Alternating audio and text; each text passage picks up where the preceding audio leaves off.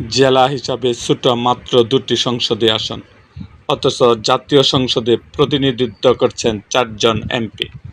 দক্ষিণের জেলা ঝালকাঠিতে এবার এমন ব্যতিক্রম চিত্রই দেখা গেছে। ঝালকাঠি 1 আসন থেকে নির্বাচিত হয়েছে বিএনপির রফিকুল ইসলাম জামাল, যার রাজনৈতিক ভিত্তি রাজাপুর উপজেলায়।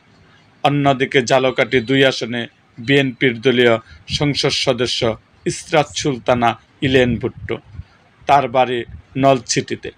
সরাসরি নির্বাচিত এই 2 প্রতিনিধির পাশাপাশি সংরক্ষিত নারী আসন থেকে ঝালকাঠির প্রতিনিধিত্ব করছেন আরও 2 জন। তাদের একজন বিএনপির জেবা আমিন আল গাজী, অপরজন এনসিপির ডক্টর মাহমুদা মিতু, যিনি কাঠালিয়া উপজেলার মানুষ। ফলে সংসদে ঝালকাঠির প্রতিনিধিত্ব ছড়িয়ে পড়েছে জেলার রাজাপুর, নলছিটি, ঝালকাঠি সদর ও কাঠালিয়া উপজেলা। রাজনৈতিক বিশ্লেষকরা বলছেন, এই পরিস্থিতি যেমন বিরল তেমনি সম্ভাবনাময়। এরকম আরও ভিডিও পেতে এবং রাজনৈতিক অঙ্গনের নানা ঘটনা ও ইতিহাস জানতে আমাদের মুক্তাগাছার ইতিহাস মিডিয়া ইউটিউব চ্যানেলটিকে সাবস্ক্রাইব করুন এবং পাশে থাকা বেল আইকনটি বাজিয়ে দিন।